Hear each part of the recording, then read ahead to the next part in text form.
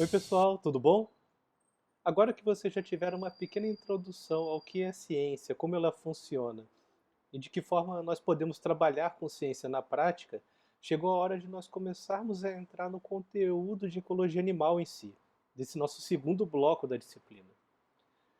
O nosso tema, então, da primeira aula de conteúdo vai ser a reprodução dos animais. Só que, como explicado lá no começo para vocês, essa é uma disciplina que não foca no geral, mas ela foca em problemas particulares e em estudos de caso mais avançados. A partir desse ponto, então, vocês vão ter duplinhas de aulas em cada semana. Uma aula vai ser sobre a teoria daquele tema que nós estamos abordando no dia, e a segunda aula vai ser então um estudo de caso sobre aquele tema. A ideia, então, como explicado lá no começo, é que essa seja uma disciplina avançada. Vocês não vão ver o conteúdo básico que vocês viram em outras disciplinas de ecologia, agora na graduação, mas também vocês não vão tão a fundo quanto o pessoal da pós-graduação, no mestrado e doutorado.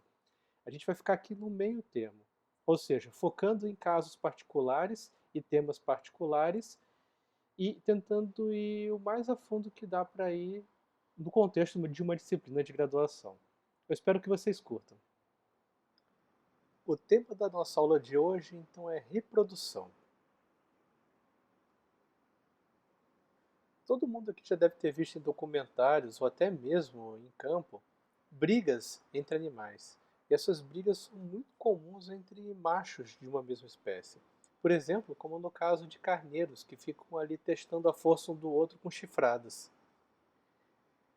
A gente costuma pensar sempre em outros animais fazendo esse tipo de briga, só que disputas entre machos, muitas vezes envolvendo o acasalamento, também acontecem em humanos. E essas disputas acontecem não só em outros animais e humanos, mas até mesmo em meta-humanos. Uma grande dúvida que surge então é como é que conflitos reprodutivos influenciam a vida dos animais. Nesse contexto, o objetivo da aula é discutir com vocês como animais resolvem problemas relacionados à reprodução. Seguindo aqui o escopo da nossa disciplina, eu não vou falar de todos os tipos de problema relacionados à reprodução com vocês. Eu quero discutir alguns casos, alguns temas específicos. Vamos começar então pensando na diferença entre seleção natural e seleção sexual. Todo mundo aqui, no final da graduação em biologia, já conhece Charles Darwin, aquele famoso naturalista inglês que propôs a teoria da seleção natural. Então, todo mundo aqui já está familiarizado com o livro Da Origem das Espécies, aquele clássico do Darwin. Todo mundo tem que estudar na biologia. Só que ele tem um outro livro que também é muito interessante, só que muito menos conhecido. A Origem do Homem e a Seleção em Relação ao Sexo. Foi nesse outro livro que o Darwin propôs a ideia de seleção sexual. E para a gente entender a diferença entre as duas, é preciso pensar sobre o que é aptidão, ou fitness. Para você ter aptidão, é muito importante sobreviver. Só que não apenas sobreviver, reproduzir também faz parte do fitness. E a soma dessas duas coisas leva à produção de prole. A prole é a moeda através da qual a gente mede a aptidão de um indivíduo. E quanto mais descendentes você gera, maior é a sua aptidão. Você precisa sobreviver primeiro para poder reproduzir, gerar descendentes e passar os seus genes para frente. A parte que envolve então a sobrevivência é estudada pela seleção natural, está sob a pressão de seleção natural. E a parte que envolve a reprodução está sob a pressão da seleção sexual. A gente pode então fazer essa distinção entre seleção natural e seleção sexual com base em qual parte do fitness está envolvida nelas. Isso é uma distinção não só natural, como uma distinção epistemológica também, que está relacionada a quais pessoas estudam quais assuntos. Ok, se para ter aptidão você precisa sobreviver e reproduzir, isso leva a questões muito interessantes, como por exemplo a senescência. Por que será então que a probabilidade de algumas doenças é maior na velhice? Porque a seleção natural perde força com a idade. Vamos imaginar aqui no eixo Y a força da seleção natural e no X a vida de um determinado indivíduo, que começa com o nascimento e termina com a morte desse indivíduo. Olha como é que a força da seleção varia ao longo da vida. É uma curva estranhíssima. A gente está acostumado com retas normalmente, ou curvas mais simples, mas a coisa parece começar num platô e cair abruptamente. Que ponto de inflexão é esse que causa um formato tão estranho para a curva? É a maturidade sexual daquele indivíduo, ou seja, o ponto em que o indivíduo deixa de ser criança e vira adulto, porque ele pode produzir prole a partir dali. Olha só então, a partir do momento que o indivíduo já começa a reproduzir, a seleção natural começa a perder força. E existe uma região que a gente chama de sombra da seleção, porque a seleção quase não tem força nenhuma a partir daquele ponto. Porque se você já passou seus genes para frente, a seleção natural não consegue agir sobre você mais. Dessa forma, nessa região da sombra de seleção existe uma tendência de acumular mutações deletérias, enquanto que antes de você começar a se reproduzir, em geral você acumula mutações benéficas, por seleção natural. Uma das pessoas envolvidas na construção dessa ideia foi o Sir Peter Medawar. Ele era um biólogo britânico, só que nascido em Petrópolis, lá no glorioso estado do Rio de Janeiro. E ele ganhou o Nobel de Medicina em 1960 por suas pesquisas sobre imunologia. Em 62 ele recebeu o título de Sir da Rainha da Inglaterra. Ele é um caso dos mais famosos de um brasileiro que quase ganhou o Nobel, assim como César Lattes também. Ok, vamos voltar para o assunto agora. Onde que ocorre a seleção sexual? Ela ocorre então entre os sexos, ou seja, quando um indivíduo de um sexo tenta atrair um indivíduo de outro sexo, por exemplo, com as fêmeas escolhendo parceiros para reprodução, mas ela pode ocorrer também dentro de um dos sexos. Por exemplo, quando machos disputam entre si as fêmeas, que é o caso mais comum de acontecer. Em geral, essa disputa que ocorre dentro dos sexos pode levar até a diferenças morfológicas entre os machos. E no fundo, a seleção acontece o tempo todo, a seleção sexual, ela acontece entre e dentro dos sexos. Os machos tentam chamar a atenção das fêmeas e as fêmeas escolhem o macho com o qual elas vão acasalar. Dessa forma, nós podemos distinguir então a seleção sexual em pré-copulatória e pós-copulatória, ou seja, antes de acontecer o ato reprodutivo, e intrasexual e intersexual, quando ela ocorre dentro de um sexo ou entre os sexos diferentes. Um exemplo de seleção que acontece antes da cópula e entre os sexos é a escolha clássica, que quase sempre envolve fêmeas escolhendo machos. Um outro exemplo antes da cópula, só que dentro de um mesmo sexo, é a disputa por parceiras, como no caso daquelas cabras lá testando a força através de chifradas.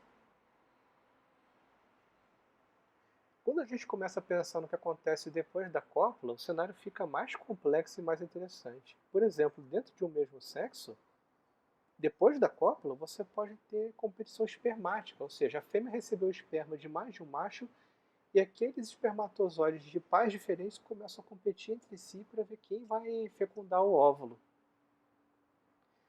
Em alguns casos, essa seleção pós-copulatória pode acontecer até entre os sexos também, no caso da escolha críptica da fêmea. Por exemplo, a fêmea pode aceitar a cópula por mais de um macho, mas ela decide qual é o esperma que vai fecundar ela.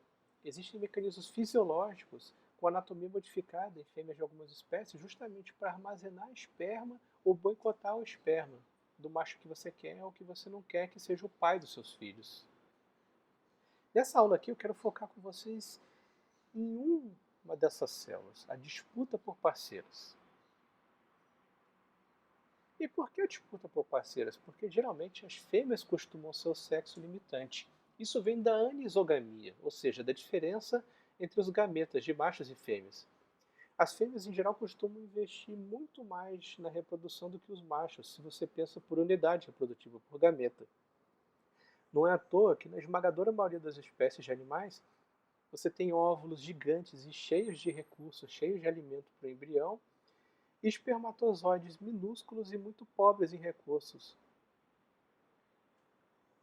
Dessa forma, isso cria uma assimetria no valor de cada sexo para a população. Essa disputa por fêmeas pode levar a casos muito extremos. A seleção sexual pode levar a resultados que são impressionantes, como, por exemplo, a cauda do pavão. É o que a gente chama de seleção desenfreada. Em que casos isso ocorre? Vamos ver aqui, por exemplo, um caso estudado no livro do Davis e colaboradores de 2012. Se a gente pensar na área média dos ocelos da cauda de um pavão macho, que foi pai de alguns filhos, existe uma relação entre essa área do ocelo da cauda, desse enfeite da cauda, e a sobrevivência da cria, da prole. Olha só, quanto maior a área do ocelo, em geral, maior a sobrevivência dos filhotes.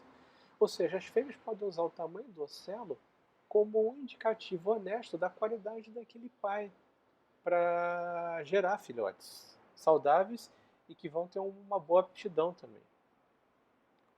E a seleção desenfreada, então, nesses casos, acontece além do ótimo.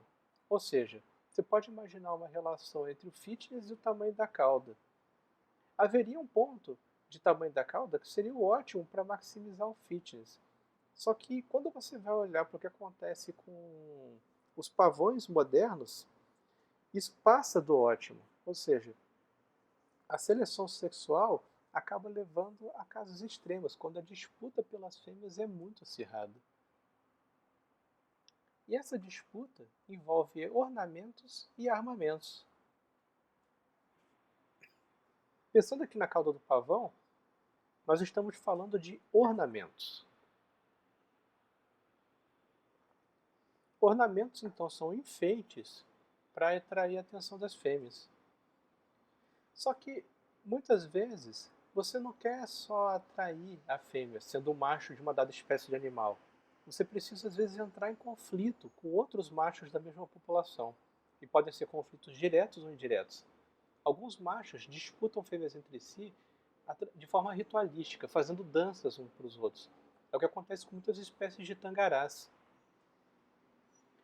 Só que às vezes o conflito vira um confronto, uma briga direta. Aí, quando o conflito vira confronto, é preciso ter armamentos para resolver aquela situação. Dessa forma, algumas lutas, algumas disputas são resolvidas com armamentos. E chifres são exemplos clássicos de armamentos. Chifres em ovinos, chifres em cervídeos também. Existem vários tipos de armamento na natureza e alguns deles podem ser mortais. Essas disputas entre machos por fêmeas podem variar desde uma coisa ritualística, que lembra muito mais uma dança do que qualquer outra coisa, até uma luta mortal, em que o perdedor acaba falecendo. Só que armamentos e ornamentos muitas vezes se confundem. Você pode ter as duas coisas em uma mesma espécie de animal. E às vezes um ornamento e um armamento estão misturados entre si na mesma estrutura. Se vocês olham, por exemplo, para a garra de alguns tipos de caranguejo, será que isso é um armamento ou é um ornamento? Esse tipo de mistura de funções em uma mesma estrutura leva a questões interessantíssimas que a gente vai ver no estudo de caso depois. Qual a moral da história? Quais são as mensagens principais que eu gostaria que vocês lembrassem dessa aula? Primeiro, que a seleção natural afeta a sobrevivência, enquanto a seleção sexual afeta a reprodução. A seleção sexual pode ocorrer entre ou dentro dos sexos, e antes ou depois da cópula. As fêmeas costumam ser o sexo limitante, por isso é muito mais comum ver a seleção sexual atuando sobre machos. Não é que ela não atue sobre as fêmeas, ela atua também. Só que os resultados que ela produz quando ela atua sobre machos muitas vezes são coisas deslumbrantes, como a cauda de um pavão ou a garra de um caranguejo. Essa seleção sexual, então, dos machos pode ser desenfreada e levar ao surgimento de estruturas muito exageradas. Dependendo do tipo de pressão que acontece naquela espécie, ornamentos e armamentos podem evoluir, e às vezes eles podem estar misturados em uma mesma estrutura, como a garra de um caranguejo.